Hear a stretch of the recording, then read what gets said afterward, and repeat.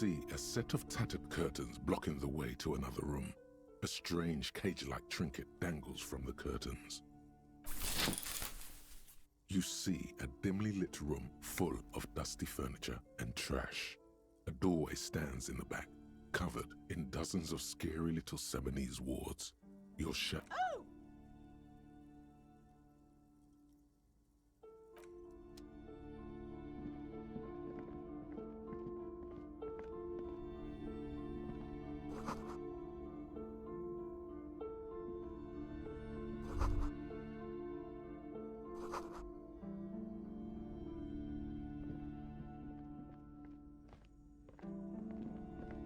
A heavy door with a missing handle stands before you, covered in dozens, if not hundreds, of Siamese trinkets and charms.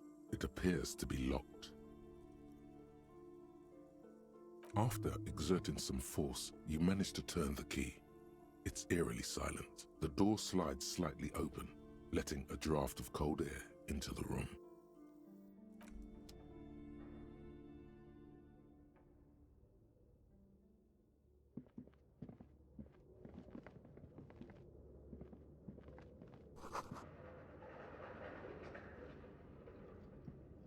What is this place? Yes, but no one's been here in ages. I doubt the electricity still works. Good thing we have a flashlight on us. Don't forget to take it out of your bag before we move on. An eerie feeling rises in your chest. Sounds good.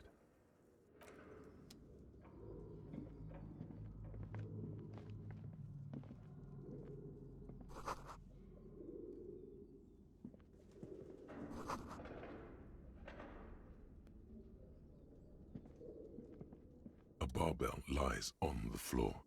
The color has worn off its weight. It's 60 kilograms. Your triceps hum at the sight of these weights. Show the world what kind of beast it's dealing with. There are no collars on the barbell. This is a safety hazard. Why does it feel so familiar?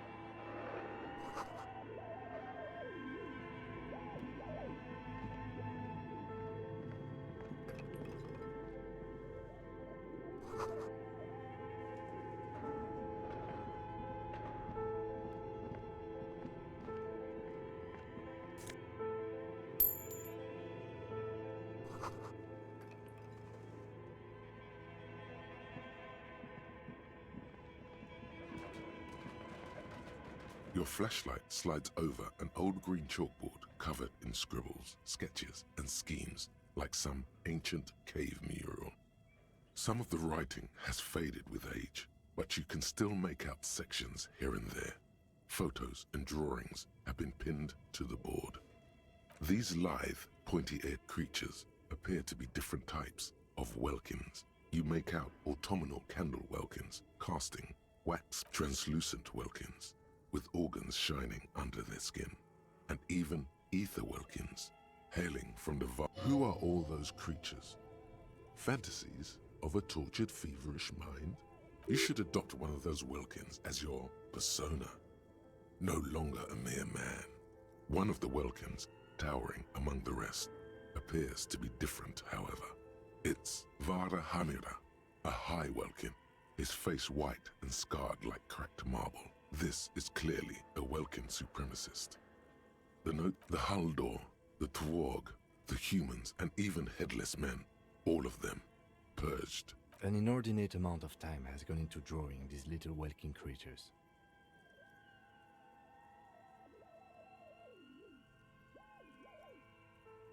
Some people really like building a world, I think, even if it's just for a game.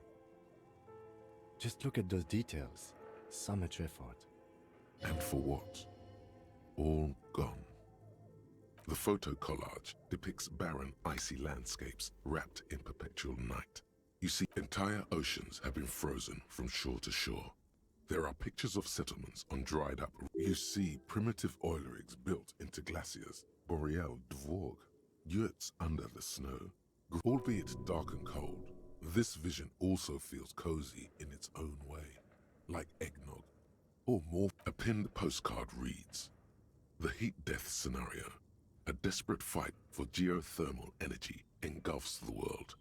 This is a monthly calendar from the year 50. Cryptic words like sprint, daily minimi, and GPI span the marker-drawn grid. Minimi stands for a mini meeting. It's part of a bigger framework for managing work called RUN. Station 41 tried to implement it a few years ago. As time goes on, the numbers in the boxes grow rarer and rarer. The board becomes... Looks like they didn't make it. A note in the bottom left corner of the chalkboard says, "See the prod schedule filament for details." The handwriting is only partly legible, but you can still make out 3 slogans. Call it.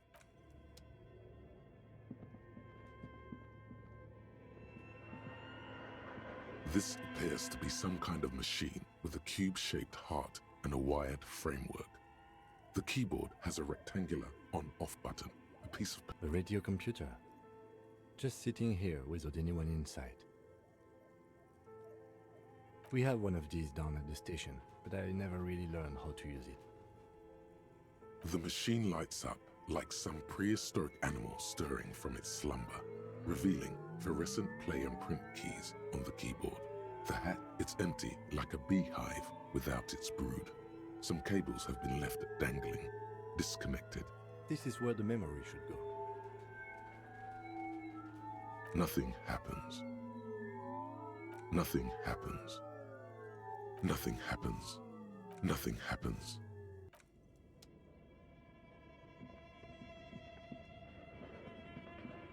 This old fireplace is covered in lines drawn in blue and red marker, the mesh spreading over the stone like blood vessels on alabaster skin. It looks ghostly. The whole thing resembles Kadran mosaic tiles. Very pedantic. History classes, students with their textbooks open, studying the roots of our civilization. Those aquarelle blue tiles looked beautiful in the sun. Radio frequencies, it seems. UKV 123.6, UKV 123.7, UK unclear. It looks like a cardiovascular system split into veins and capillaries. Very advanced. You think so? The web is comprised of radio stations, all lead back to one red heart, titled The Game Master Frequency. A note, someone very important. The leader of a massive on-air game built by these people. A conductor for the hundreds of story threads that pass through the Game Master's frequency. Whoever decides to call in to a call-in station, all of this is gone, left unrealized. There's no way a little basement studio working here could pull anything like this off. My God, it's as if the less money they had, the more ambitious their project became. The schedule, I know doom when I see it. The company was running out of funding.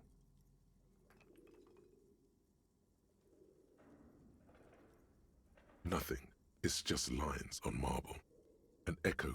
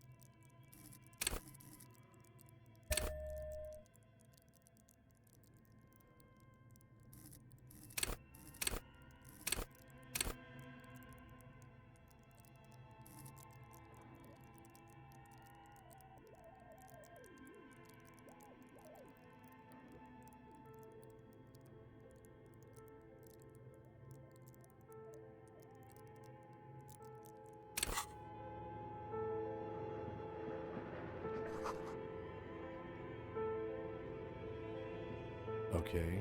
What do you think is going on with that computer, chalkboard, and fireplace?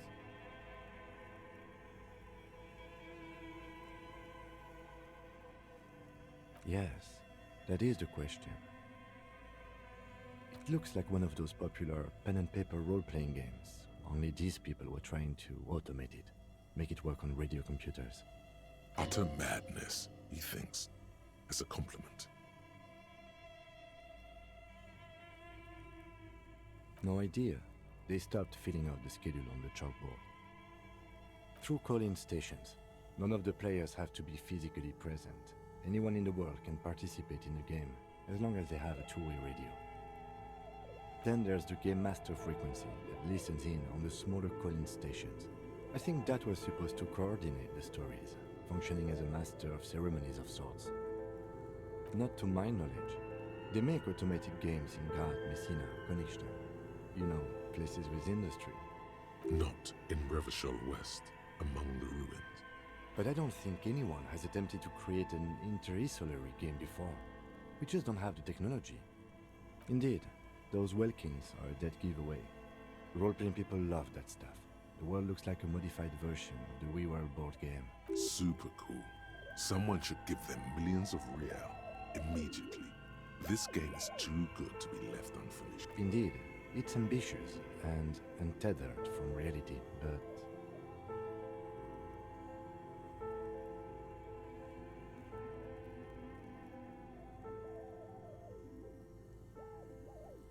It's too late for that, I'm afraid.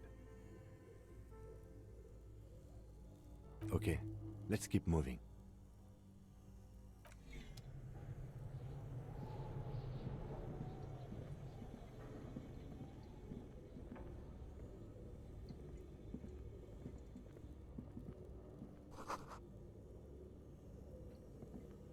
A thick layer of coal dust covers the furnace, coloring it pitch. Looks like this furnace has a face, and it's a face of agony. It's dark and grimy here. In the darkness you can hear chatter. It's coming from above. What are you doing? Wait, really? We should investigate, see if someone's upstairs.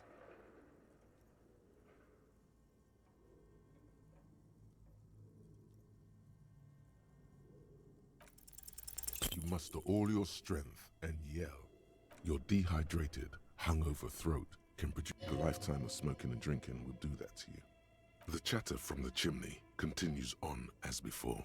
Then again, maybe it's worth actually trying something up there. Maybe you should let your voice rest, officer. Try again later.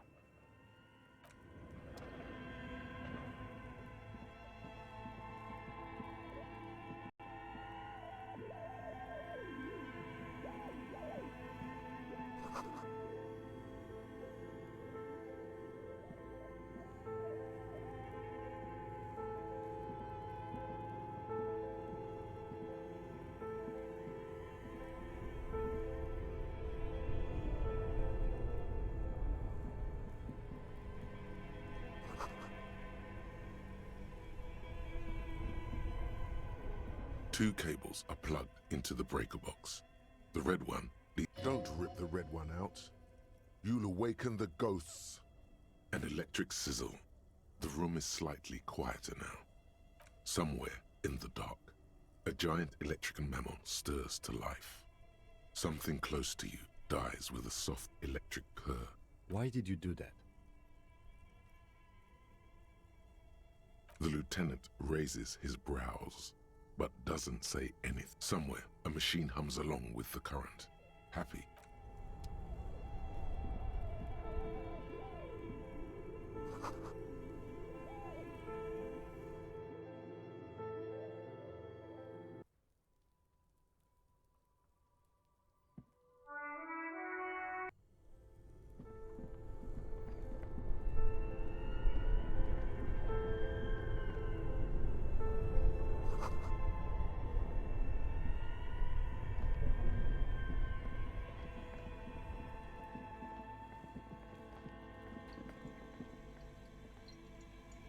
You see a terrifying ice bear with a strange compartment in its belly. The bear looks oddly realistic.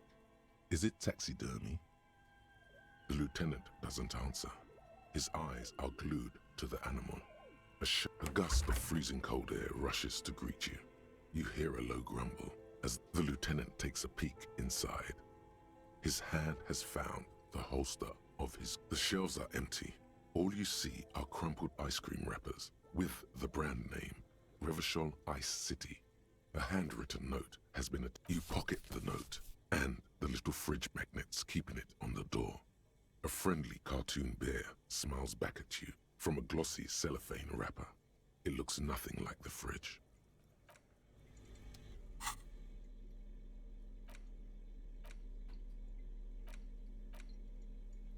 The note is written with a blue pencil on a piece of lined office paper. The kitchen magnets have left spots on its surface. Does it say anything interesting? This is tangential at best, but the lieutenant's detective instinct is still active. Someone has scribbled, S. I can't believe the off-site copy is still here. The illiterate ginger kid keeps stealing stuff from the studio. You'll find the filament memory with the off-site copy in the frozen ice cream maker. Please take it home, ASAP. It's important. I'd do it myself if I lived in a civilized place with a freezer. Take care, Sully Soif. Looks like someone from that radio game company upstairs. I'm a little surprised they just left their property lying here. That's a plausible hypothesis. It belongs inside a radio computer, storing its memory. It's like a tape. You listen to disco tapes, right? It's like one of your disco tapes, only for a computer.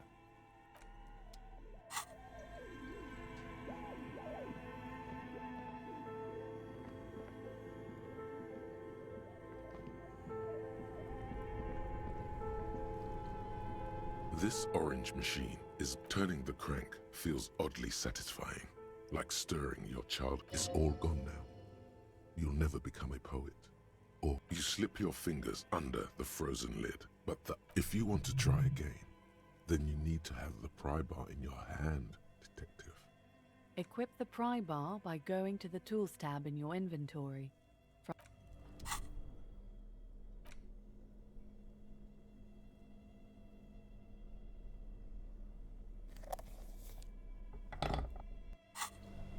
This orange machine, you slip your finger. If you want to try again. Equip the pry bar by going to the Tools tab in your inventory. From there, you slip your... If you want to try... Equip the pry...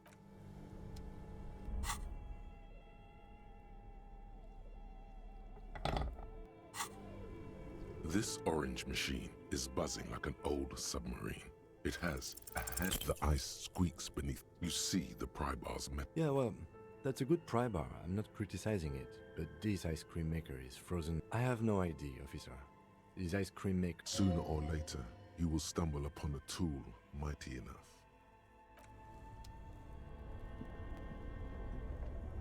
Two cables are plugged. An electric sizzle. The room is... This orange machine is buzzing.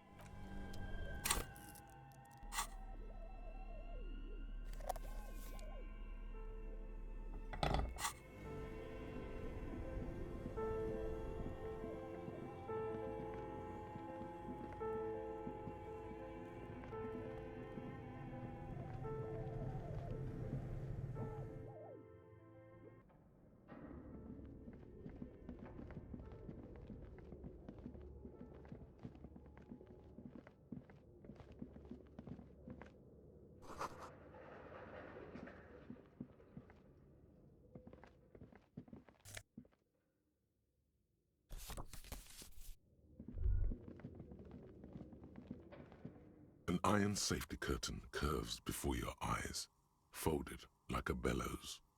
This must be where the entity lives. This is directly above the central furnace in the cellar. The voices probably came from here. Again, your voice becomes a raspy croak mid-sentence. A sudden bout of self-pity comes over you. Sire, may we suggest something? Think of the yelling into the furnace as perhaps it's not such a bad idea. Try it again, son. As before, this is directly above. Again, a sudden, sire, may we, perhaps it's not.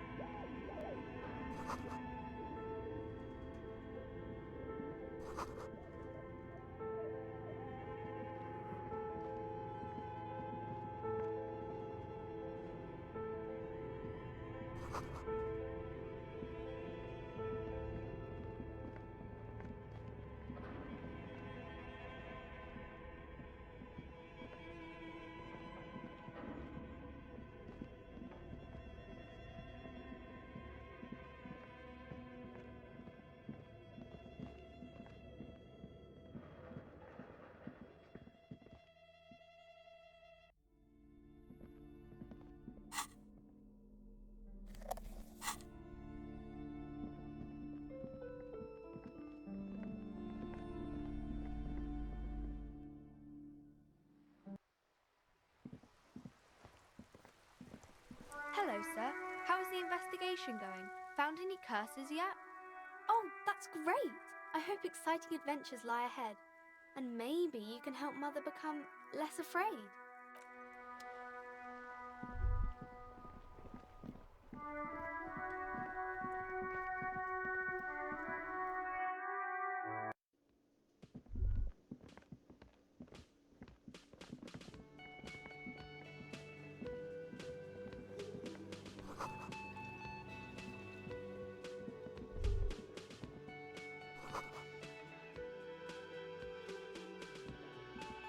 A thin man is smoking below an exhaust hood, occasionally sipping from his mug. This must be the Whirling's cook. As you step in, he nods toward the table and says something in a completely foreign language. The only words you can make out are Garancy and Kubek. Okay, it's definitely not his name. Whatever you do, please don't call him Garancy Kubek. Please, it's not funny. The man puts his cup down and replies something, his left hand drawing arcs in the air. He smiles and bangs his ladle against each of his pots. It's almost like music, especially with the sounds of assorted dishes boiling and you see a heavy steel door with a prominent You immediately feel drawn to the color. Blue is for mystery. The cobalt blue surface feels rough to touch. The stainless steel door is flush with its frame on every side. The door does not budge. You do? It's a door in the back of the kitchen. Why do you care where it leads?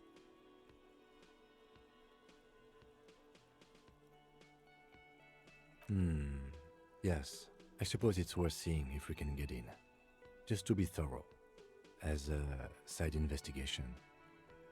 Gart is the person to ask about this, the cafeteria manager.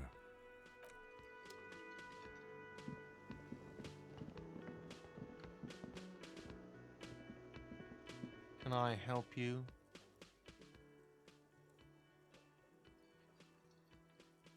Wait, what? But what about the bird? Yes, the bird. I found it lying on the floor with a broken wing the morning she left. You broke the skewer! I assure you it was him. It's as if he can't decide whether to be angry or relieved that it was you again. Why on earth did you have to break the skewer? I can't believe it. I was so sure it was Sylvie. Even worse, I thought she was trying to send me a message. A tender type of hope. Something stirs in you. Perhaps this is why you broke it. All right. Did she say anything else? About me, you know? Did she say anything about me? Really? I should give her a call then. Thanks, I guess. Was there anything else you wanted, or... Another thing. Great. I love those. Oh yes, that door, sure. There's nothing mysterious about it. It's just... No, I don't have a key. I don't know how to get there. And I don't care either. It's not like I've been... Or some boring storage space with a bunch of old junk. And He's attempting to maintain an air of indifference. It's absolutely not convincing. Fine, okay, a little. But my job doesn't leave me... So, I haven't opened it. I have cleaned the whole place 100 times over, though, after the animals. And I haven't found a key, so yes.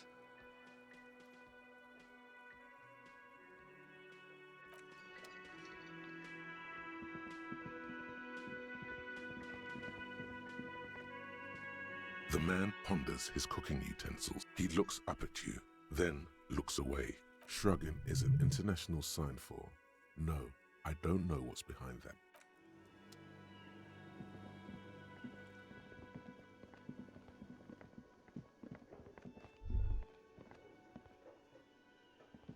Hello, sweetie.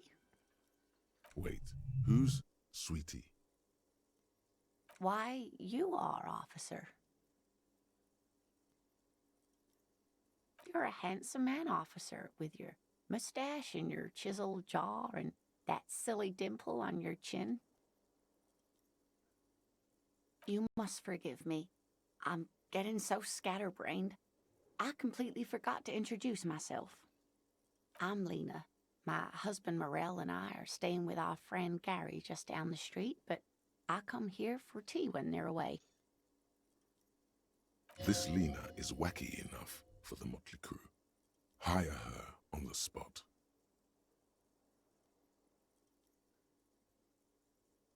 Yes, officer. You look rather dazed. Like a stunned fox. But surely things can't be that bad. Oh my. You know where we are, right? That's right. And where is the Whirling in Rags cafeteria itself located? Yes, indeed. We are in the fine city of Revachol. How would I even begin to tell you? Revachol is the most beautiful city in the world. We're fortunate to be here, you and I. I haven't seen very many other cities personally, but everyone says so. Revachol is a rare jewel. This city used to rule the world, though it has seen better days. Speaking of history, you know what year it is, yes? That's right, dear. How splendid. Here, take this pen. Her relief is palpable. She was getting pretty worried about you there. I can tell that this is taxing for you, so I'll just ask one more question. What regime are we living under? What mode of government?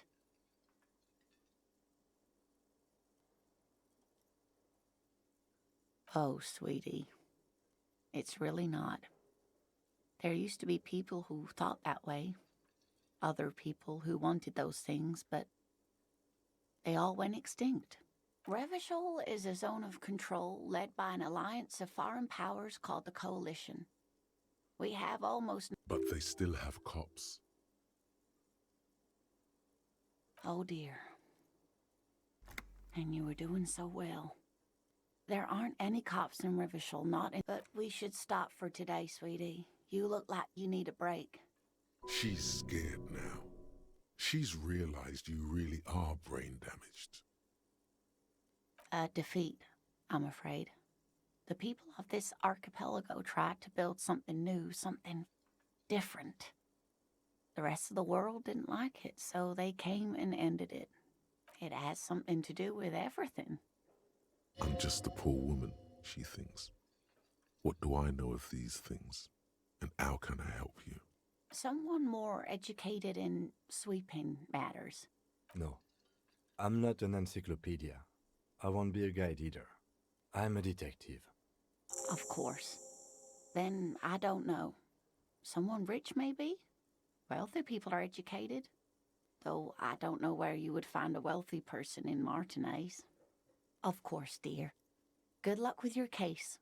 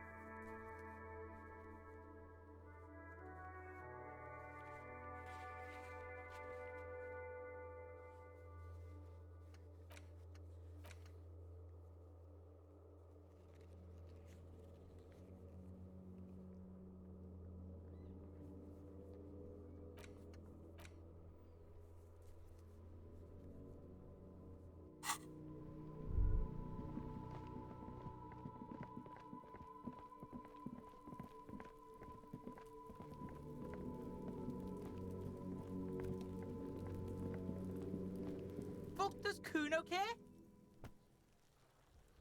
Yeah? The kingdom of Kuno? The fuck do you want with it? Yeah, Kuno doesn't know shit about that. That shit is beneath Kuno. Listen, listen! Kuno doesn't care about this small-time shit. Just listen. Kuno could hook you up with some sweet rags. Shit like Kuno's wearing. Your size, good price. 500 real.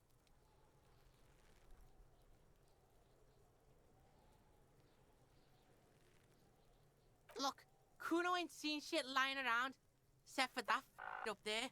Now you... The lieutenant remains silent, but his expression couldn't say, "I told you so," any louder.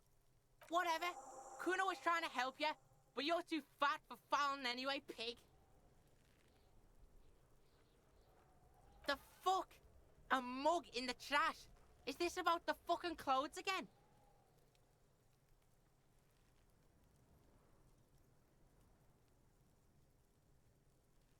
Yeah, Kuno sees where this is going. Kuno's got that fast brain. You saying you pigs are after the mug fucker? I can't hear you, Kuno! Speak louder, Kuno! Shit, that's tense. Someone's going to the beat-down basement, huh? Mug guy gonna get tied to the radiator. Kuno doesn't know who put that shit in there. And if he did, he would... Tell the Kuno who it was. He's curious. He likes putting two and two together. Stop turning into a pig, Kuno! They're trying to get you hooked on the snitching! Get away from... Yeah? Get your bacon shit away. Kuno doesn't like to be seen with the popo. Get your shit done and out of Kuno's face. Look at that fucking shit. You're trying to get Kuno killed. Fuck does Kuno know? Kuno's not a fucking acrobat. The lieutenant takes a quick note in his notebook. It's a trap, Kuno! Don't climb it, Kuno! Dunno. Kiptas gardener used to work there. Kipt is a pejorative term used to describe people of South Seminese or Areopagite descent. It used to be a common first name among the Areopagites of Ilmara. Yeah, that's what Kuno said. She couldn't handle the heat, so she took off. Kuno can take it. Look, Kuno doesn't explain shit. Kuno just says shit. Yeah, her. What What was she doing in the greenhouse in March anyway? Fish is sometimes used to fertilize the soil a few weeks before planting something. Maybe she was preparing the garden bed. Yes, it seems suspicious. You don't like things being like that. Suspicious. Yeah, whatever. Kuno doesn't give a shit. The fuck about it? Your Get lost! Kuno doesn't fuck.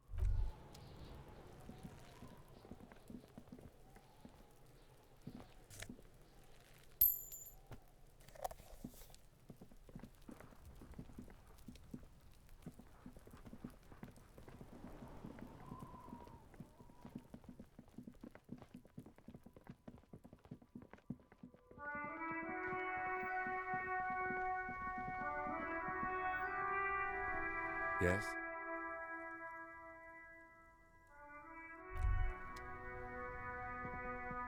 Hello again, officer.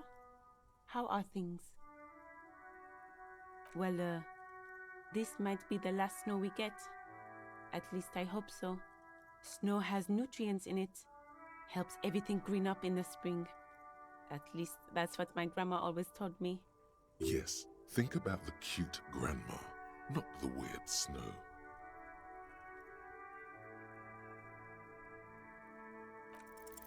Stop looking at her. Look around. What do you see?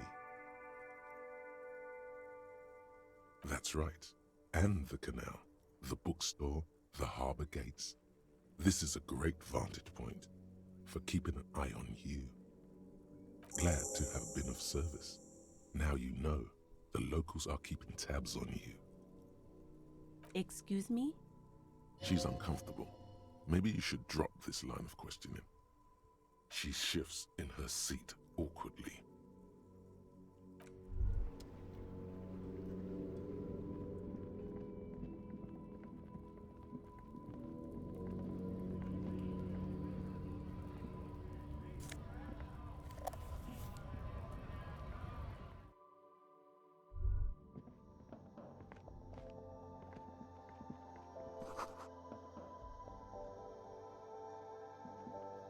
The tear machine stands in the corner. A sign says, 1 bottle equals 10 cents.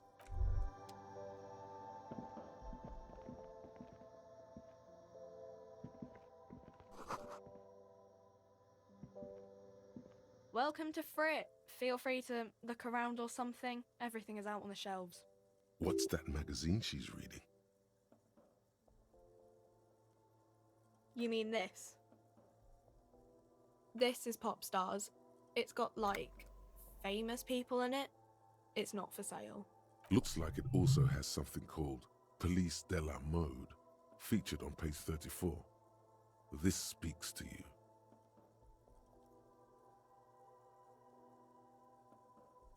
She pops her raspberry-flavored bubblegum, and not. The lieutenant frowns at you before turning to the clerk with an apologetic half-smile.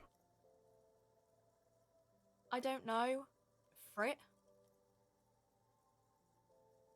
I think they think that the extra T makes it funkier. It doesn't. The story goes that normal Fritta, with 2 T's, a men's workwear shop in Vredefort, was already taken. So when Fritta Retail Inc. grew into a multinational corporation, they had to add an extra letter to... Okay. I'm not really supposed to be chatting to anyone, but... a warehouse? I don't know. Maybe. I don't really care what Frit does. She scrunches up her face into an expression of consummate adolescent skepticism. Fine. Frit doesn't have a warehouse. Just a little back room here. Okay? I don't really know anything. I mean, I know it's there, but I haven't seen it, so...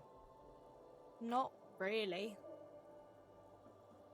No. I didn't know him at all. I don't know, really... long? I don't know. No need to worry. It's just standard procedure for us to ask around. If you hear anything, let us know, okay? Okay. Uh-huh. Reality? You mean, what reality? Economic reality, or...? She is like a student unexpectedly called upon by a teacher. Can she answer the classroom question? I don't really know anything. I mean, I'm 15.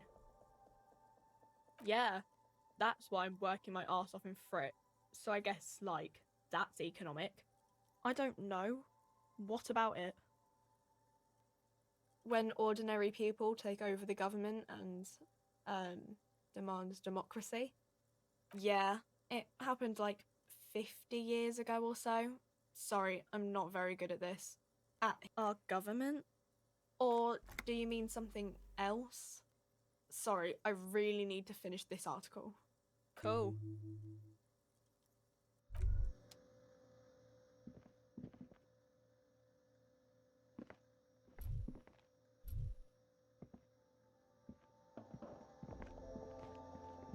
A small cabinet on the wall is filled with various medicine bottles, nasal sprays, and blister packs. Their logo is the Bloodless Rose. Just ask me if you need anything from St. Baptiste. We don't stock prescription meds, but we do have Nosafed, Duramine, Magnesium, and Hypnogamma.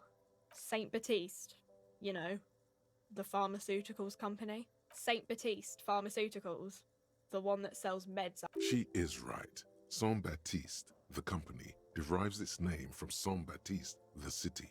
Itself so named because that's what it is. A rare case where that really is the full etymology.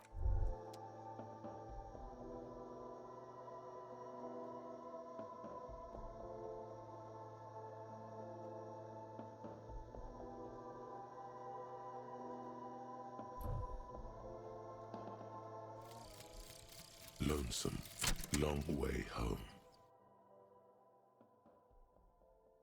Here we go. Home awaits. Walk past Station 41 and through the market, past the Boogie Street spearhead to the other side of the lake, the frozen eye at the center of the district. Then past the video rental store on the corner. There, at the end of a street lined with pine trees, a small house no larger than a matchbox, 11 Voyager Road. You no longer live there. Those times are gone. And so are those people. Why did you come here? Why are you still here? And where's the dealer? You have to get back to work.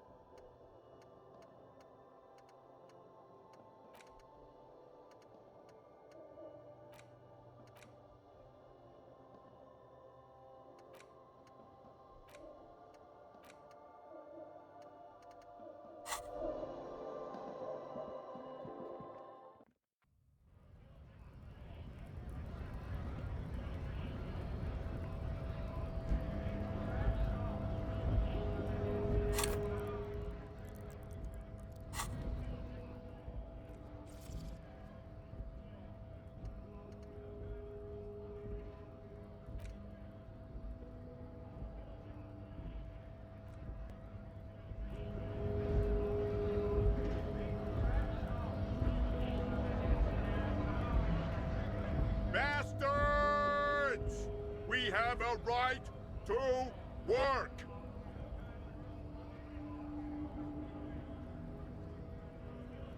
Hold up and stay frosty, everyone. Cops are here. You here to fuck with us? Beat the honest worker down. Good.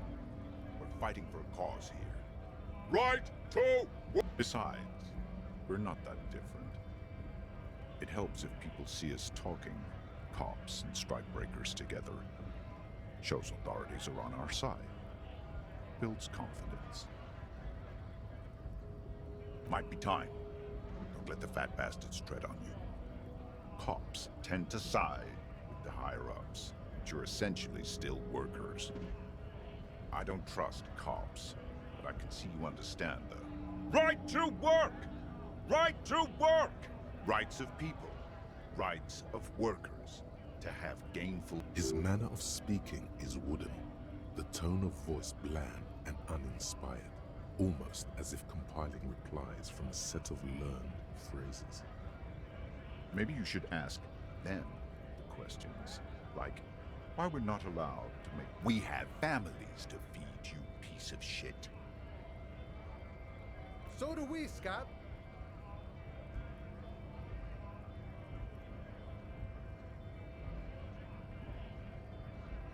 Have fun.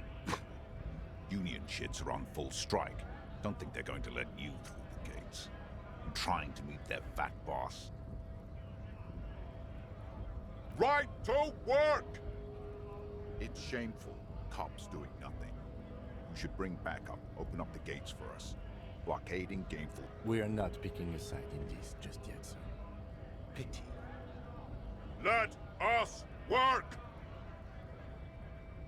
Honest men and women, with rights, to work, to be useful, not toys. We came here to help the harbor run smoothly in time of crisis.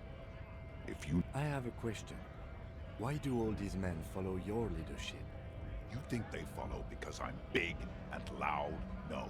They follow the rules of the market, the rules of the economy, because...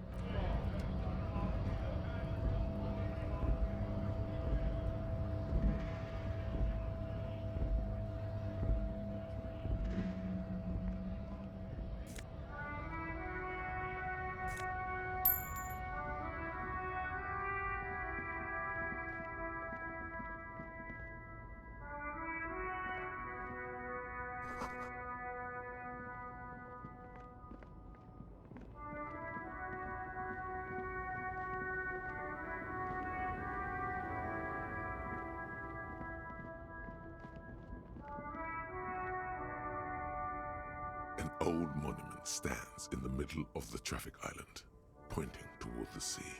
It looks as if it's been reassembled piece by piece. Secure a silver plaque on the statue's pedestal reads, "I am Philip III, the Squanderer, the greatest of the Philippian kings of Revachol, son of Philip II, the opulent, father of Philip IV." Not a good track record of mental health in that family. Even by the standards of the Philippian kings, old sumptuous Philip was known for his profligacy. Well, he blew through the whole national treasury, starting the decline of one of the penultimate century's greatest superpowers, the suzerain of Revachol.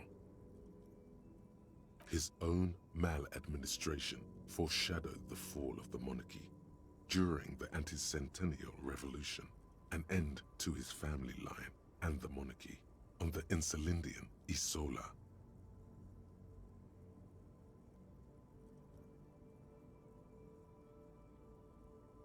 Stories have it that he had his bedroom converted into a treasure chamber, where he stored unfathomable wealth, Krugerrands, bars of gold, ornate weaponry, armor, and various chalices. He called it the Sol Aurum. It was obscene. There were whispers he slept on a huge pile of gold-dipped feathers, like some obese dragon, instead of a bed, like a normal person.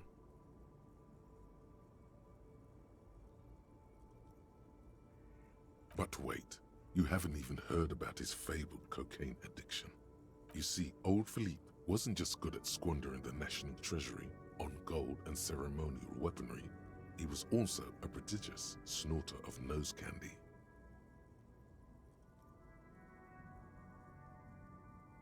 Beneath the cold waters of the Insulindian Bay, thrown there by the revolutionaries after they cleaned out the royal mausoleum, the original was blown apart by communards, then further damaged during... Most historians think the coalition's hasty landing may have ultimately saved the statue.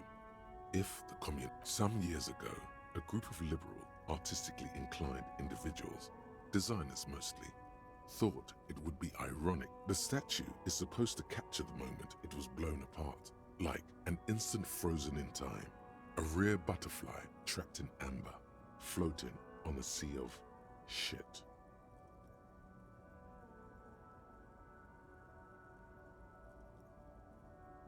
Neither do people in Martinez. The statue has proved to be controversial.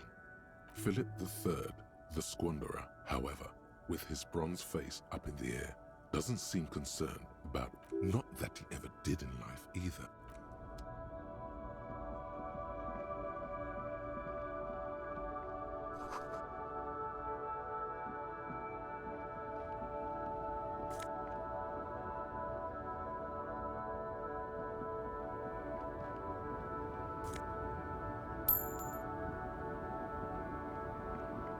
The small, wrinkled woman does not greet you. She nods along to something on her radio. A photograph is clutched in her. The photo, an ambrotype from the turn of the century, as golden as her smile. It's the warmth of a winter night's fire. Maybe she could give you comfort and shelter. Some cigarettes and food. No response. Wherever this woman is, your words fail to reach her. Wait. She's just a distracted old woman. Better to leave her alone. Why? I just told you why.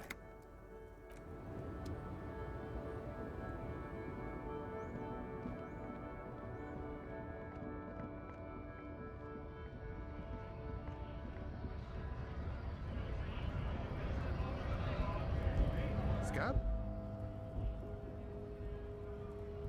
You're hazy on the notion of a scab.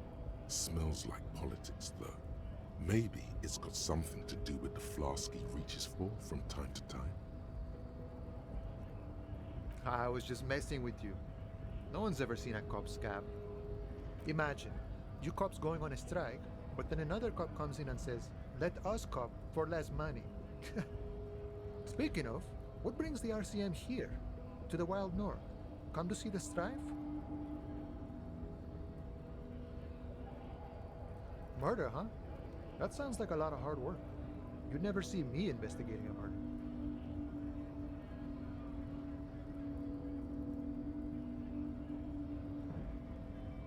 Of course, Policia. It wasn't me. You can rule me out. Easier that way. Should we? He's nice. I don't like nice. He didn't do it. It's the truth. You know, serious business. I'm sure the big boss will be glad to tell you. You'll have to ask him first. He's a chatty guy. Wants to talk about the strike. Return once you've met the union boss and are on a better footing with the organization. My friend, I respect the right to roam. The open range awaits. I don't operate in that capacity. I'm not a granter of passage. The passage grants itself. If it's all so simple, why don't the strikebreakers just go up the stairs? Aye. Walk right past Measurehead and go in. Yeah, the 2.5-meter tall Semini Supremus is there. Walk right past him, then press the button to unlock the door, then go past him again, and you enter the arbor through the office. Está. The man whispers a jaunty tune. A coastal breeze ruffles his hair.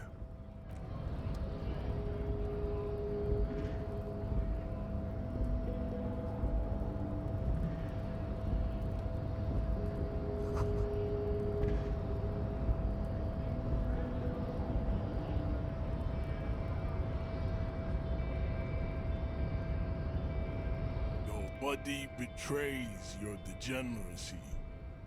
Yeah, Measurehead. His body totally betrays his degeneracy. Don't say anything. Size him up first. Are you admiring my morphophysiology? It must be frightening to stand in the shadow of this racial pinnacle. Be calm, Am Sandwich. You are not in danger. Because you are not a threat to me. That is precisely the negligence that has led you to succumb to Al Ghul. You reek of it. An invisible sword of Al Ghul emerges from your throat. You cannot see it, but others can. It is making the woman in my company sick. No, you don't. You need to get another drink. Occidental up. Show him the ham still got it. Does this remind you of someone? The guy down there?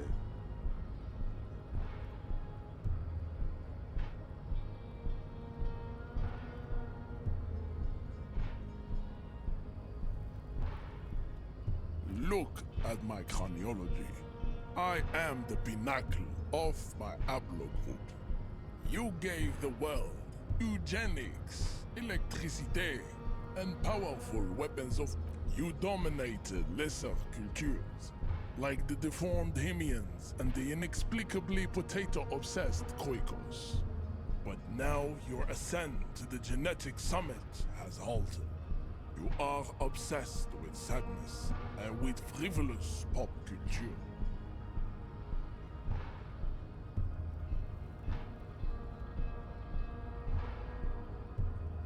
You will be superseded. Isn't that right, babe? It is, baby, yeah. You know it. There is a button right behind him, just out of reach. It must be the one that opens the door to the harbor. Enough with this begging.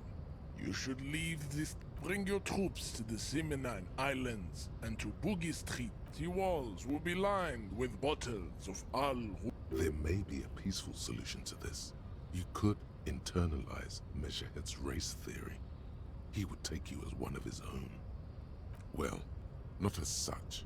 What you do with a mastery of advanced race theory is up to you.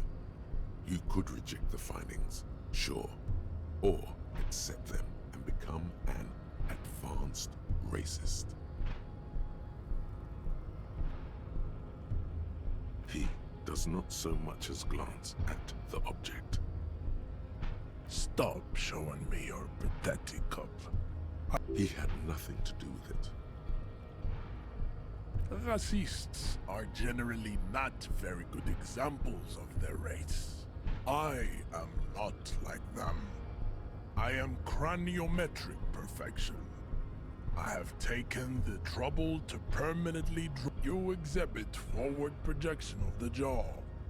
It is impossible to see any more of your bone structure. This leads me to conclude you are not a police officer. Your racial heritage is uninteresting. It is the same as all. Don't be vulgar. White or not has got lit. There must be some friction there. He's keeping it well hidden, however. Mr. Clare is a man of vision and means. He has the will to confront polycultural capital. Also, to serve is noble. It takes discipline. Your petulant individualism has only contributed to... Idiotic communism is the single greatest contributor to your race. Above all, rampant multinational finance still reigning large. Tell me, where have you gotten your love of pathetic communism? Of course, I am not surprised you enjoy it so much. This has happened to many of the side products of the inevitable cultural victory of the Semitic. What you need is to come to terms with extinction and never... I think this racist is better than the last. But the next racist... That will be the...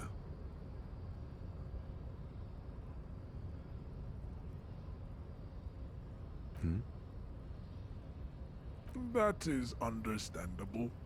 The previous... These cops are just jealous, Jean-Luc.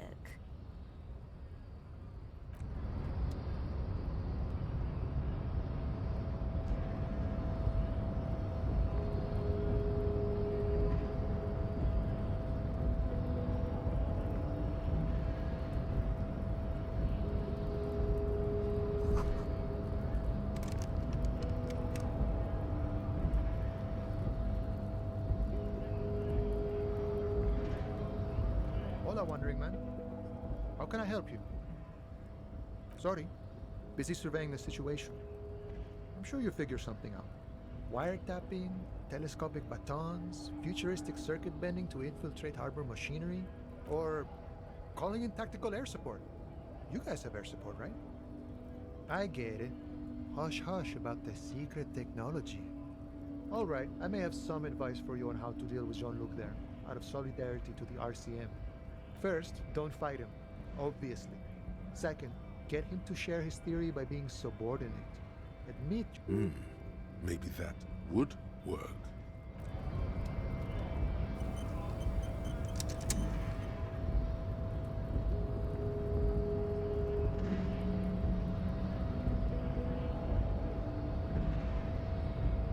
Your race descent has only worsened.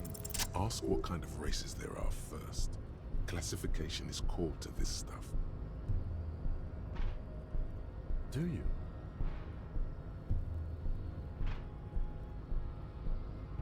The lieutenant looks toward the harbor's electronic door, and then to you. You are obviously a liberal, Sailite. A polyculturalist. I can see it from your love. There are 3 categories of race. Type A, the heroic races. Type B, those are the Simonese, the Areopagite, and the Occidentals, excluding the Maun, of course. A receding genetic pool has led the Maun on reprehensible street parades. In Maun cities like Stadskanal and Fredefort, wearing wooden clogs on their feet and little green, you know them by the names of their nation states. Mahoon is a derogative term for first world people of Gotvaldian descent. They do not all have eczema. Also, people of Katla, like the Suru, you're welcome. The Maun are proof that you can have too much Occidental racial purity and tassel-centric. The Vespertines and Messenians of Vesper and Messina, the ancient Meteorans of Meteo by the Golden Pisantic Sea, the Suren of Sur la Clé, the other large Mondial civilization, the Mesk, are too yellow and oleaginous to count. Overproduction of sebum. Sebum is leaked as proven by the Maun and the Mesk. Occidental type A is in retrograde. The Simonese and the Areopagites are on the ascent. The Areopagites are sleek, long. The latter is perfected and adapting. Nature was not capable of more. Type B are the unheroic race. The Koikos of Grad, Yuko, Zhimsk, Shest et al. Yes. To an untrained eye, the Koiko appear white and pinky. Pinkness is a racial quality that has to be earned through The Koiko, the countless micronationalities of Grad, are all inexplicably... Wouldn't he be 1-4 ethnostates? The Revacholians, halfway between Is it 82,000 years that we've been recording history? You have very little idea of what is happening, but that seems a little off.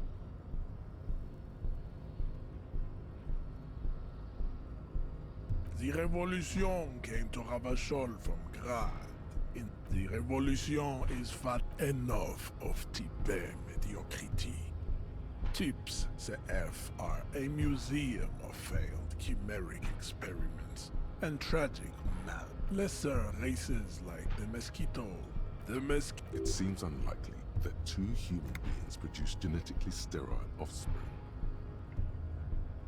Then there is the Simino Koiki. The Koiko, as you know, are very servile, especially when they meet the rich. This will never happen.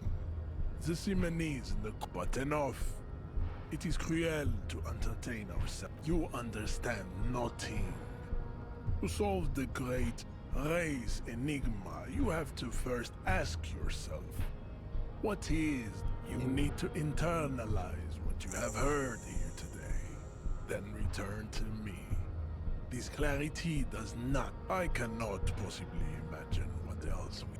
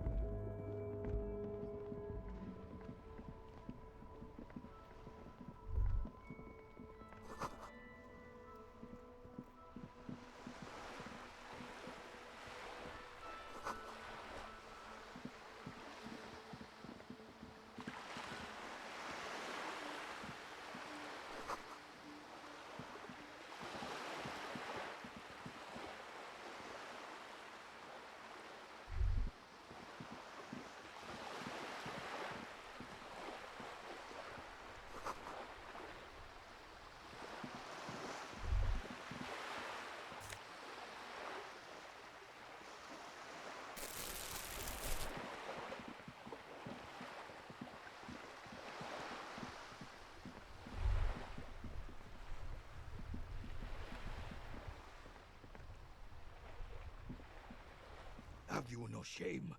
Whining about your back every time you bring out the measuring tape. René, you're a man with a fork in a world of soup. Please, let's just try to enjoy the game, all right? I'm trying to, but you keep breaking my concentration. You're old. I can see that. These manly men are playing balls. This is a ball game. Grab a ball and play it. No, you got this. There's the ball. You're the game.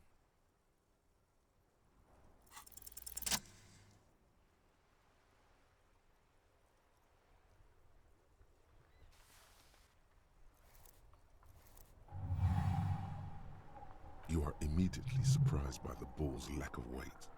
No matter, you'll make it work. The cold metal ball is surprisingly smooth against your neck. It has a pattern on it, probably a sponsored ball. Yours would only be covered with bumps of learning, and already your muscles are adjusting to the weight, the nervous system calibrating, until a chilly breeze ruffles your hair as you stand there, feet firmly planted. All sounds, smells, even the wind, everything fades, an embodiment of pure motion, a fine-tuned locomotor. Some would still say you're a cop, but I guess we're beyond that now.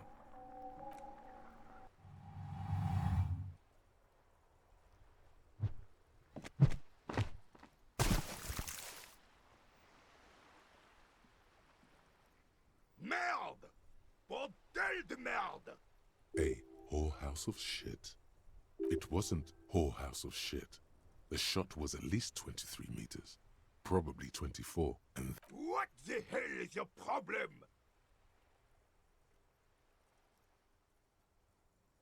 You vandalized our game, son! We can't play pétanque with 5 bull!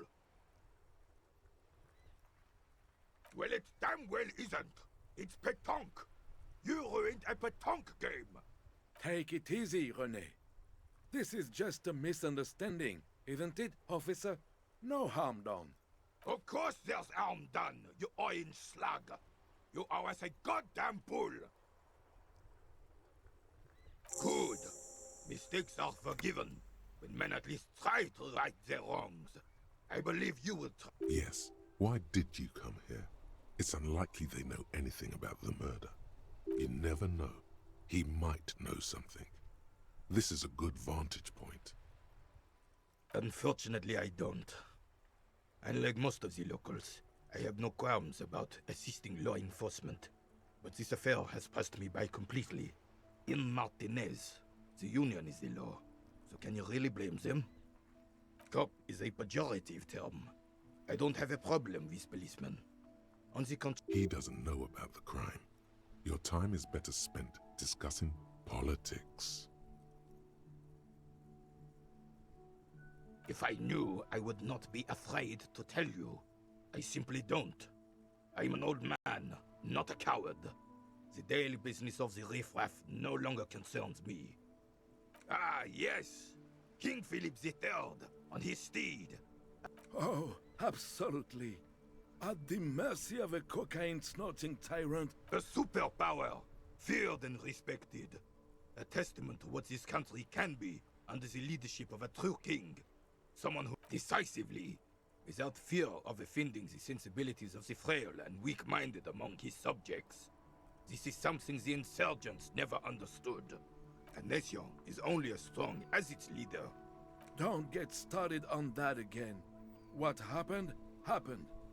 The Carabinier doesn't reply, but his entire being communicates. And no one and nothing can change this man's mind. He is as rigid as they come, still in that antique uniform. Right. Yes. The terrain here provides an interesting variety to a familiar game. I do. Fire from heavy artillery. Why what? Because that's what happens when communards hijack your country, execute your supreme leadership, and turn your capital into a slaughterhouse. You use heavy ordnance to clean up your home. Sadly, no. It was the foreigners who brought them to their knees. We fought valiantly, should have fought dirty, like they did with their suicide sex cult propaganda and mad anarchist women strapped to shrapnel bombs. We didn't, though. It was probably a bit more complicated than that.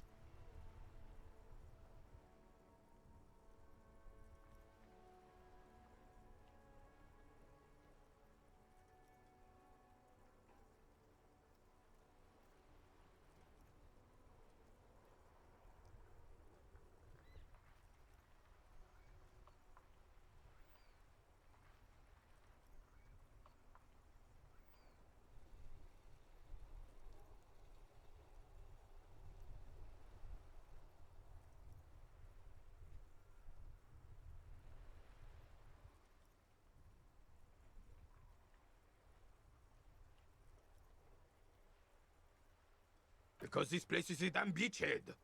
Had to soften the commies up first.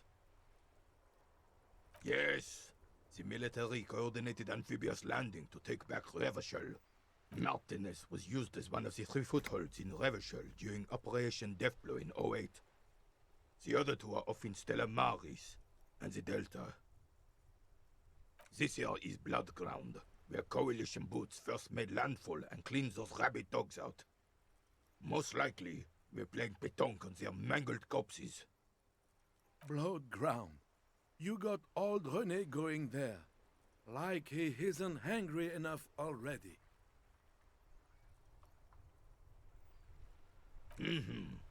Don't get me wrong, officer. I hate those foreign dogs, but the enemy of my enemy and all that. They're the damn right, son. They lit the fire of hell on the city before the rest of the city got cleaned up, but Martinez they keep as a monument. And now... Well, it's your own damn fault. You, we, the coalition, Revachol, whoever you want to blame. You don't even begin to truly understand the players on the table, let alone the specifics. Thinking men have opinions on these things. Present one.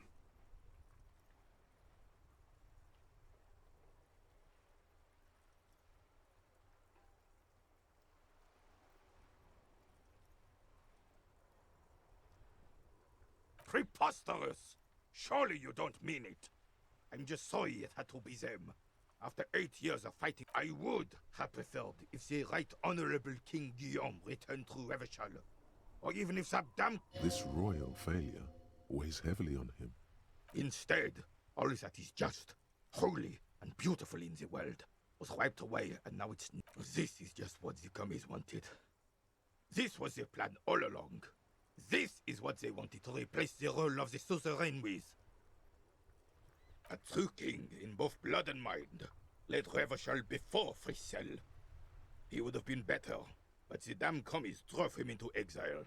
Damn Frissel. He was the king we couldn't protect.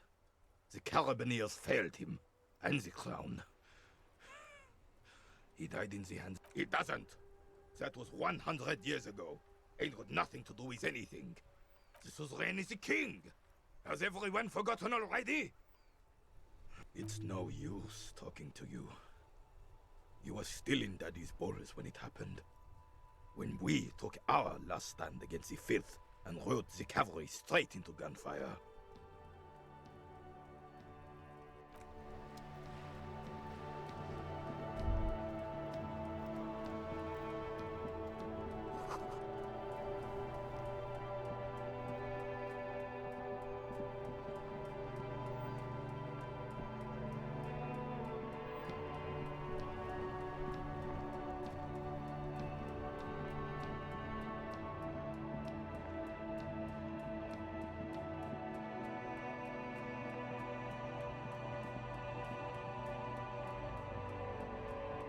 You see two lowly, defeated speakers, thralls, slaves basically, perched atop them. I can see you've a taste for luxury, officer. Can't keep your eyes off those sneakers? These once respectable speakers have been conquered, reduced to a mere...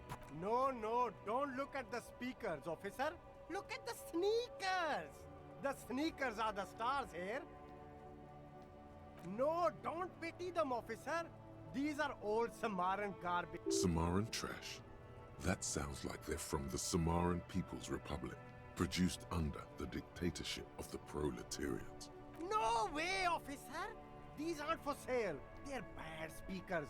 Low-fi socialist junk. No, officer. You're a high-class policeman who accepts nothing less than the best.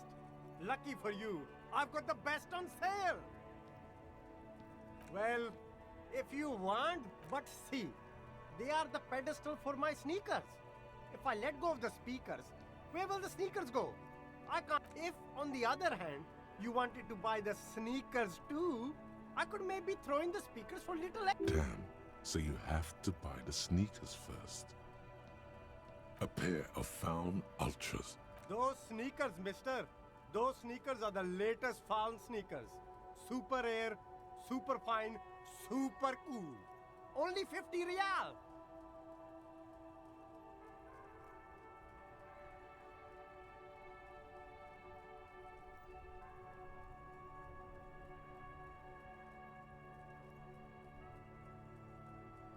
Only? That's madness.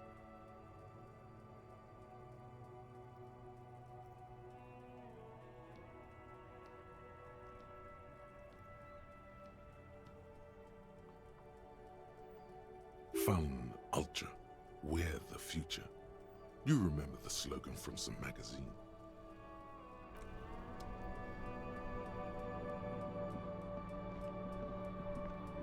There are clothes inside. Cheap second-hand clothes. Don't be shy. These are premium class clothes. Save the economy? That sounds off.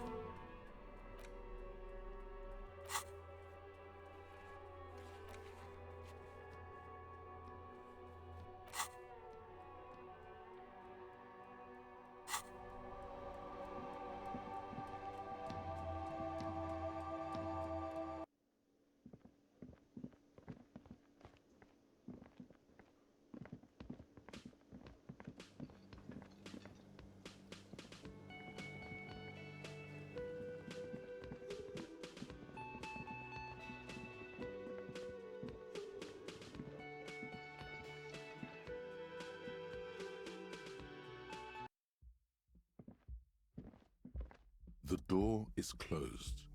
Still no answer. Still nothing. The lieutenant gives you a quick glance. He doesn't like where this is going.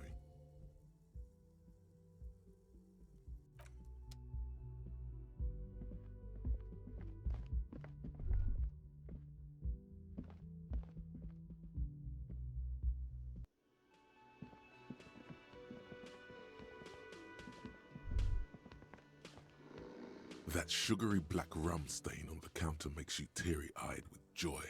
It's almost touching our syrupy and... Oh, excuse me. Do you have something better?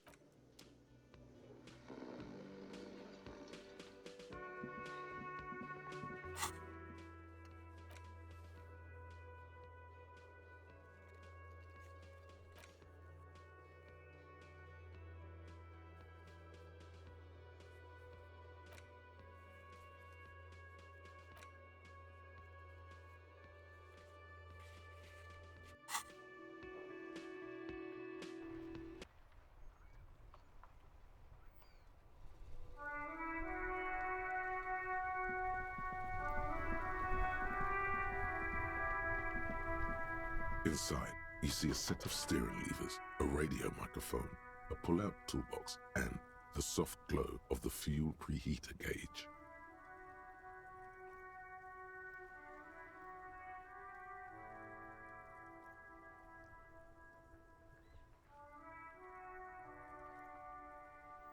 This is Precinct 57. How may I assist you?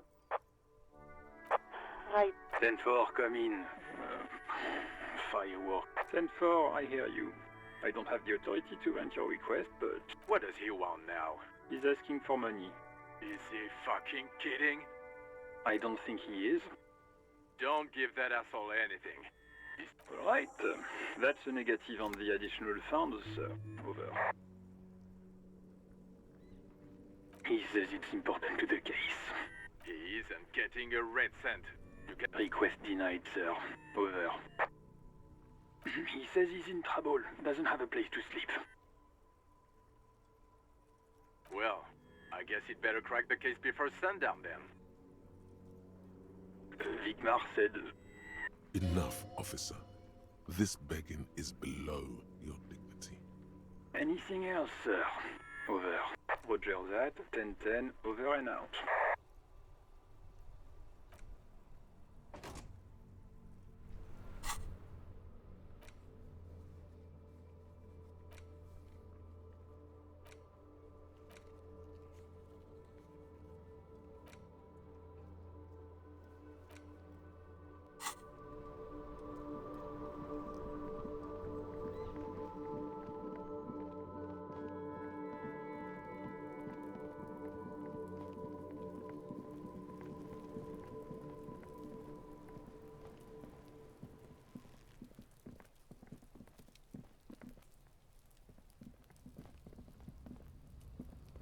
An inconspicuous pile of the roofing material, Eternite.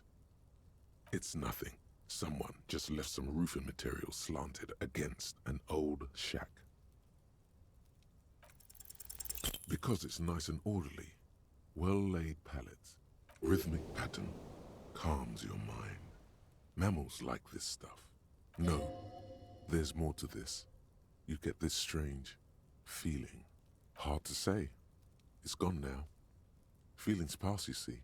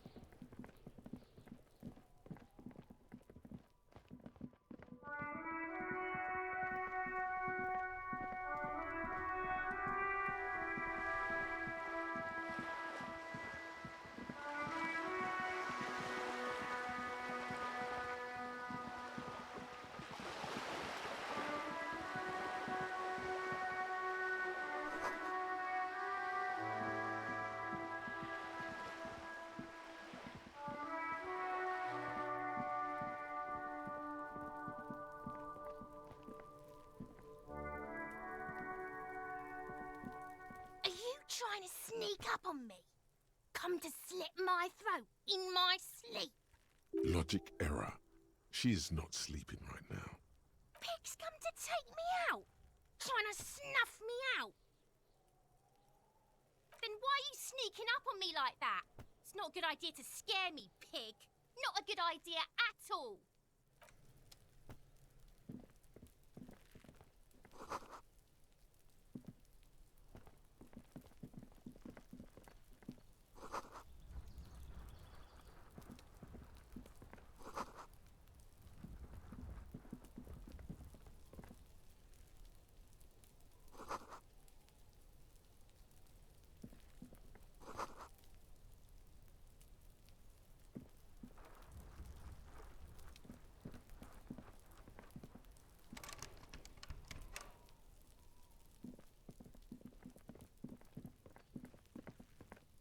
There must be another way into the building.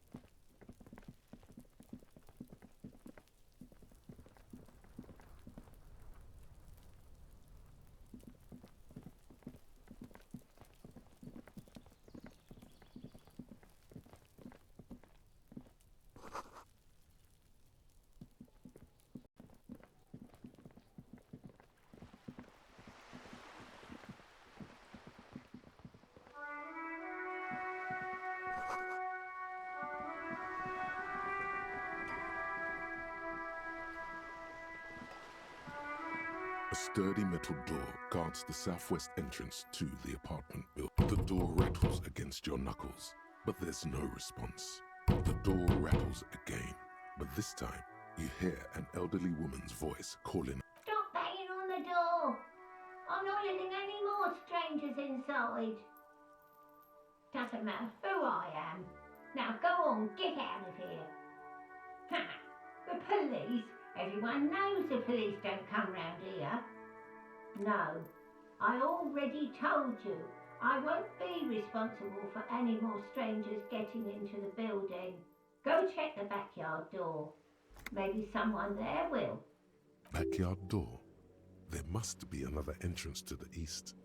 Madame, I assure you, we are real police officers. There is no reply.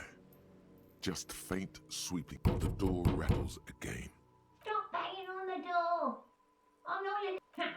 The police? No, I already... Go check the backyard door.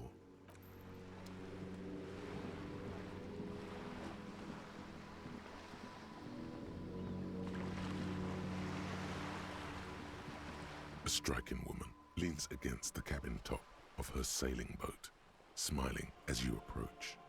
Good afternoon, officers. I'm Joyce. Joyce L. Messier. I represent the board of Wild Pines, the owners of the harbour. You gentlemen must be from the RCM. I'm glad to see you here. I was dispatched to handle a strike, not a lynching. Anything I can do to assist the RCM in this matter, I will, gladly. That is good to hear, madame. My colleague will take the lead on this interview. I should let you know that he is recovering from an unusual medical episode. There's a trace of irony in his voice. Mischief, even. The lieutenant is hatching some scheme. How interesting. I wish you a swift recovery. In the meanwhile, you have my full cooperation, and the full cooperation of the Wild Pines group. What we do. I'm afraid I don't speak for Wild Pines as a whole. It's a giant undertaking. There was a touch of discomfort there. She wants to merely represent. The Pines' core competency is logistics. Container shipping, freight, that sort of thing. See those airships there, blinking? Those are the shipping side of things. And that is the terminal. Another subdivision deals with energy, oil and gas exploration, offshore platforms.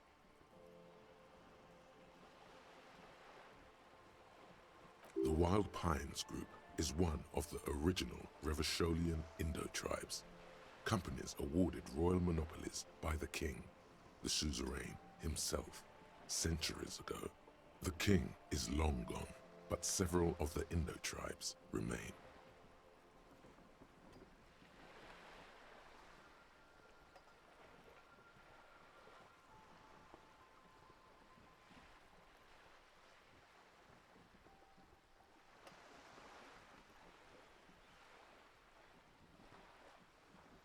Son Baptiste, ELYSIUM, an unknown entity known as Brightest Star.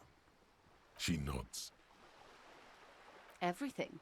Right up to, but not including, trade secrets.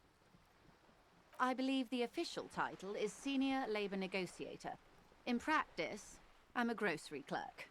I relay the union's demands to Wild Pines and return with Wild Pines' counteroffer.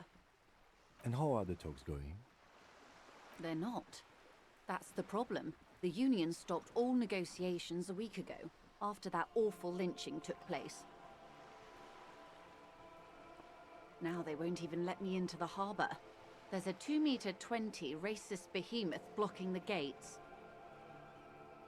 Let's say I was not making the kind of progress I'd hoped for when I first arrived. And when did you first arrive? I arrived 3 weeks ago. Yes, in the middle of February. The bay was still partially frozen then. I prefer to do these things on site, like the RCM.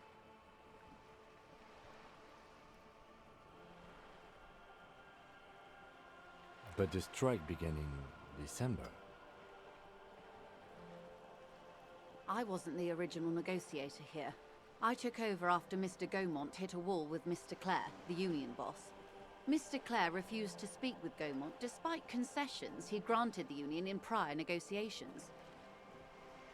This isn't the first time the union has gone on strike? Heavens no. There have been 2 prior strikes. Both times the union won significant concessions, including overtime pay and a medical plan.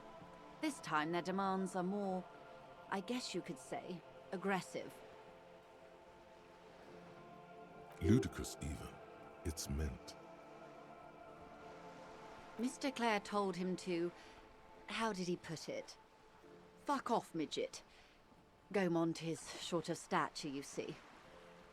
Yes. Keep in mind, this is a negotiator Mr. Clare has worked with before, and who was more than fair with him and the union. Sounds like usual aggressive posturing. There are leaflets everywhere, and banners. What did they say again? Oh yes, every worker, a member of the board. Most of the workers probably don't know what that means.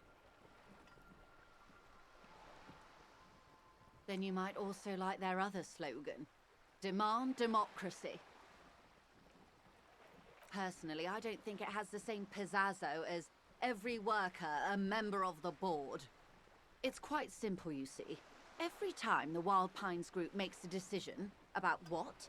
About anything really, it needs the signature of each of the 2,200 workers in its Martinez terminal.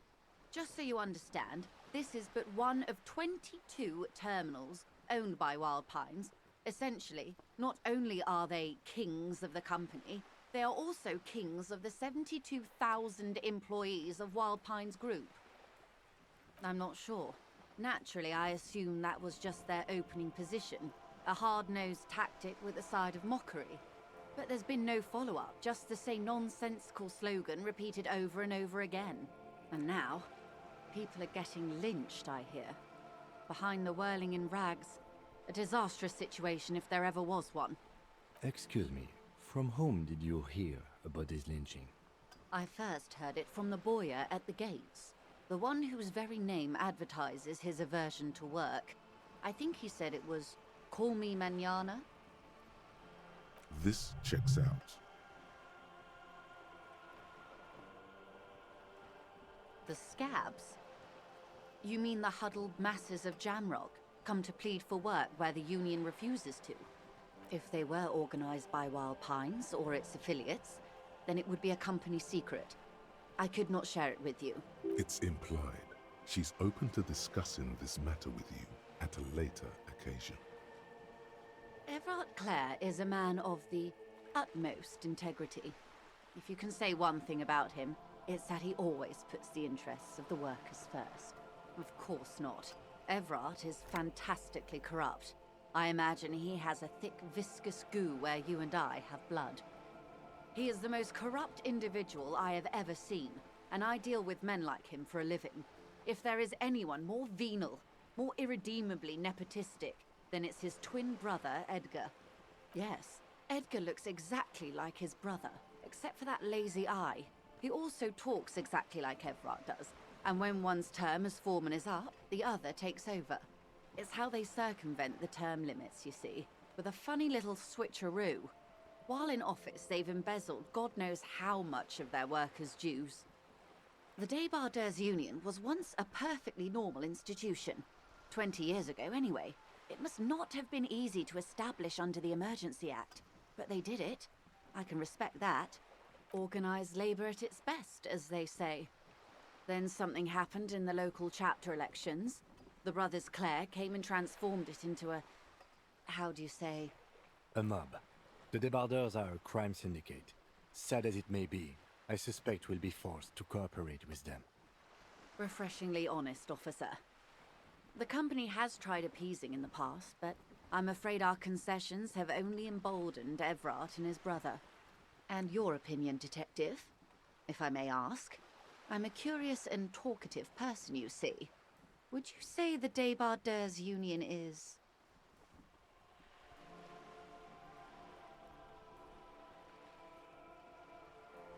Why do you think so?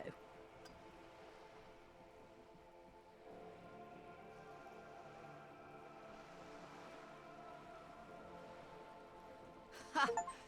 A real man of the left. What else can I tell you about?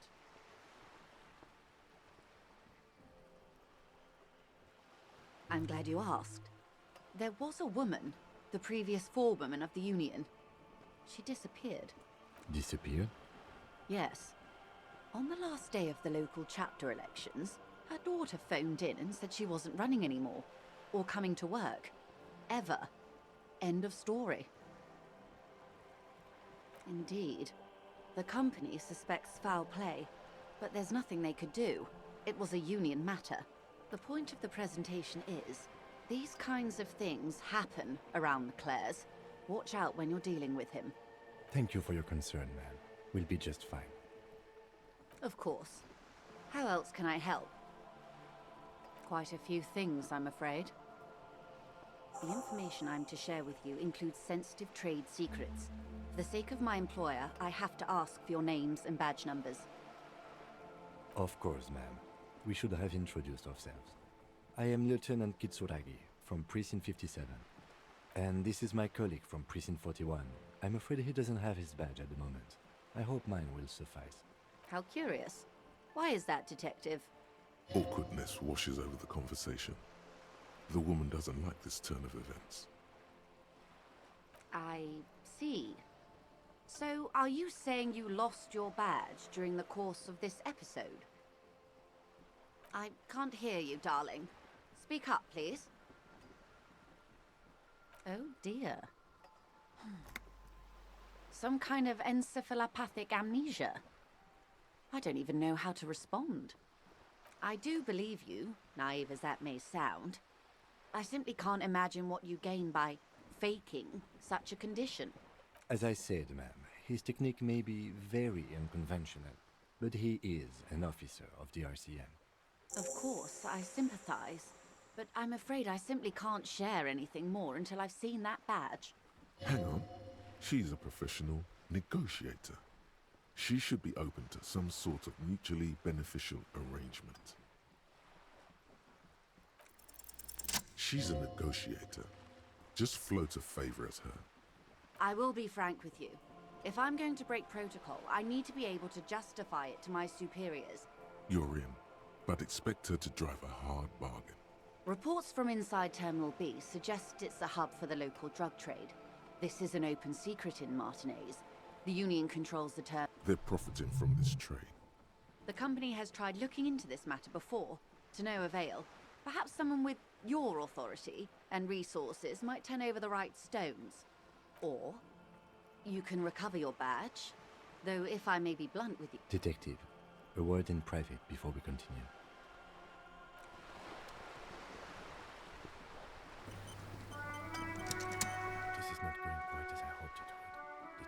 Honestly, I was expecting you to use your unorthodox technique to keep her off balance and, not volunteer us to be her henchmen. This woman is running circles around us. She might have known about your misplaced badge all along, or she's simply an adept improviser. He doesn't let it show, but there is a limit to how much the consequences of your unprofessional behavior can cost the investigation. Maybe this is all her plan. She might have heard about you.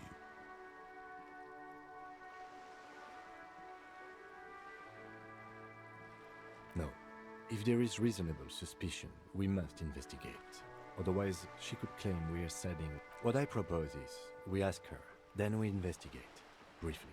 But do not share the outcome of this investigation with her. We tell her it's done and demand for her information on the lynching. Oh, that would be fantastic, but do we have the time? The world is large and your badge is 8 by 6 centimeters. The situation might have changed drastically by the time you locate it. You could request a new one from your station, but that would literally take months. You're back. Good. What can I help you with? It's quite straightforward. Someone is using Terminal B to smuggle raw ingredients from the Samar and Isola into Revachol with the Union's blessing. What? Ingredients for what, ma'am? Meth and dextroamphetamine, GBL, and various synthetic psychedelics. Honestly, it might be quicker to say what you can't make from the stuff. Yes, after they clear the terminal, we lose track. The actual production is taking place at various sites in and around Jamrock Quarter. Wild Pine seems to be well apprised of the local drug trade, ma'am. Do you mean to say the Union... We're in logistics. It's our business to know. And no. As far as the company knows, the Union does not produce it. Yes, but you won't get anything out of Evrat and the Dock Workers Union. Still. The handoff. The motor lorries at the roundabout. Precisely. Someone needs to move the ingredients from the harbour into the city. Once they reach Jamrock, perhaps you've noticed that a number of lorries are tangled in a traffic jam at the roundabout just now. Interview the drivers who are still hanging about. I'll be explicit. If you find this driver, I will share company secrets with you. Uncovering Union secrets could also give you an upper hand when dealing with them. How do you think they're financing this strike? There are thousands of unpaid dock workers going strong for the 4th month straight. There was a shakedown of local businesses preceding the strike. Many were squeezed to bankruptcy to fund it. With all due respect to these desert cacti, the contents of a few cash registers cannot provide for 2,000 men. The local businesses can scarcely provide for themselves. Precisely. Smuggled out of that very gate at night, most likely, then loaded onto lorries and driven to Jamrock. You simply need to find one driver who will open up to you. We did. On more than one occasion. Apparently, there's some sort of inter-precinct disagreement about whose jurisdiction this area falls under. We know the company has launched its own probe into the Union's alleged involvement. We also know it's come up empty. It's not just the RCM. No one's been able to find any hard evidence. Well, here's your chance, officers. Yes? Excellent. According to my reports, there are at least 3 lorry drivers lingering near the roundabout. It may come to nothing, or it may just blow the case wide open. In the meantime, let me know if there's any other way I may be of assistance. Why, yes I am.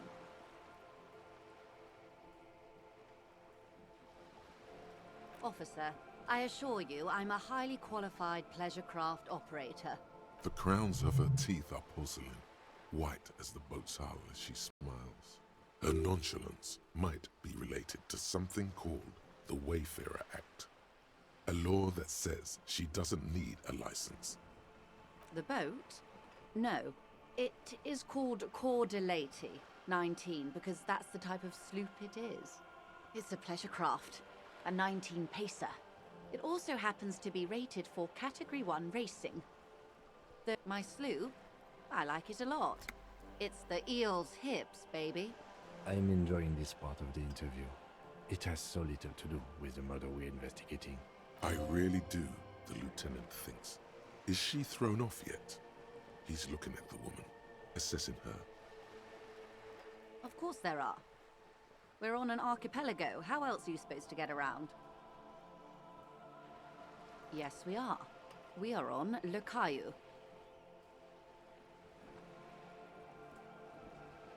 I haven't seen anyone else drive a souped-up Capri Kenema motor carriage either. Actually, that motor carriage has been specially issued to serve as a patrol and pursuit vehicle. It's for crossing long distances in the greater Revachol industrial harbor. It's not a toy. Neither is this.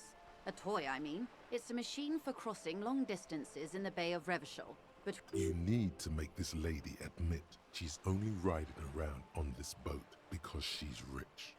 You have the guns and the ammo. Take this Clausen fiend. oh my, the E word. You mean to say that it's a symbol of conspicuous consumption? That I'm a member of the ruling class?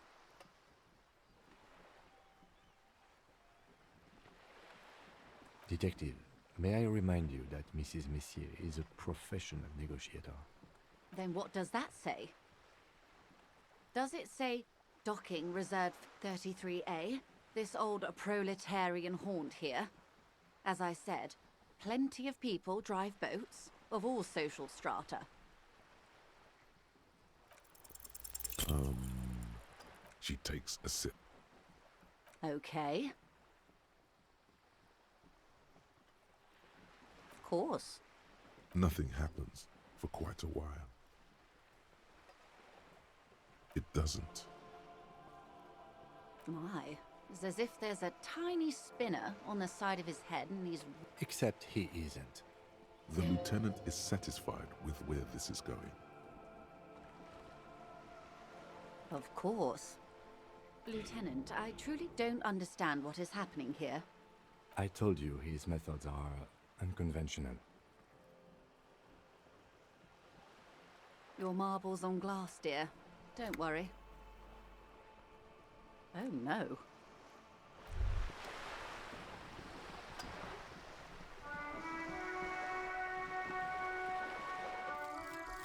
Advanced race theory.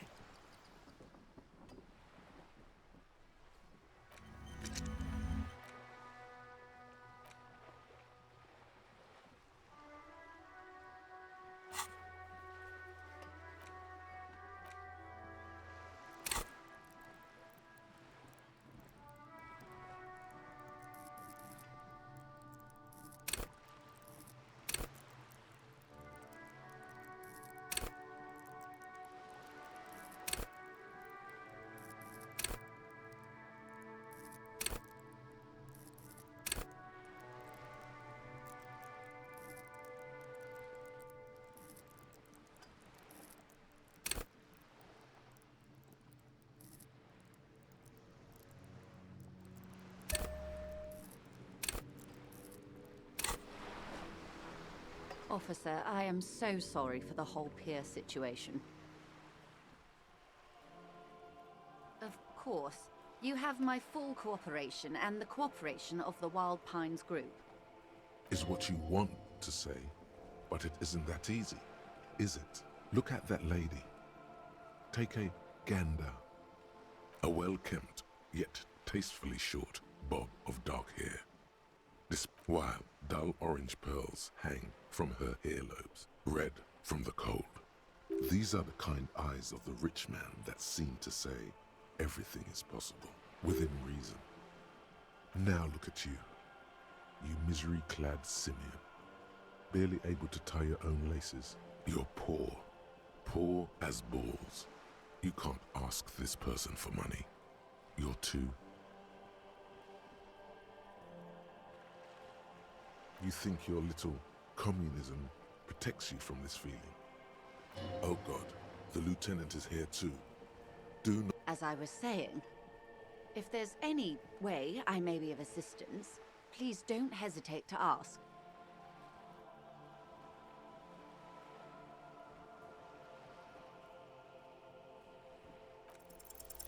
Voila, you're doing it. Why, yes, I am rich. How much money do you need? Hopefully not too much. She's surprisingly nonchalant about this. Could it be that she somehow knows more about your... That's a good sum. Not too small, not fantastically large. She removes a few notes and hands them to you. So, I hope I didn't just bribe you, officer. It may not be technically illegal under the Emergency Act, but still. You're right, ma'am, that donations are permitted under the Emergency Act, unseemly as it may be, as long as they are properly logged with the precinct. Which he most certainly will do. Now, how else can I help the RCM today, besides supplementing its salaries? Of course, Detective.